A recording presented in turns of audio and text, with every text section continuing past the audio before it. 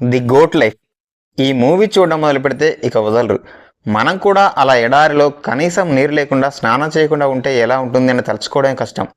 Movie మాత్రం చాలా బాగుంటుంది, అస్సలు మిస్ అవ్వకండి. స్టోరీలోకి వెళ్తే, పేదరికంతో బాధపడుతుండే నజీబ్ అలియాస్ పృథ్వీరాజ్ సుకుమారన్, హకీం అలియాస్ కేఆర్ గోకుల్ గల్ఫ్కు వెళ్ళి బాగా డబ్బు సంపాదించాలని అనుకుంటారు. గర్భిణితో ఉన్న భార్య సైను అలియాస్ అమలపాల్ను వదిలి తన స్నేహితుడు హకీంతో గల్ఫ్ చేరుకుంటారు. ఆఫీస్లో హెల్పర్ ఉద్యోగం అని వెళ్ళిన నజీబ్ను తీసుకెళ్లి ఎడారిలో ఒంటెలు గొర్రెల కాపరిగా ఉద్యోగం ఇస్తారు. అయితే తాను కాపరి ఉద్యోగం కోసం రాలేదని, నేను నా దేశానికి వెళ్ళిపోతా అని వాదన చేసినా పట్టించుకోకుండా యజమాని చిత్రహింసలు పెడతాడు.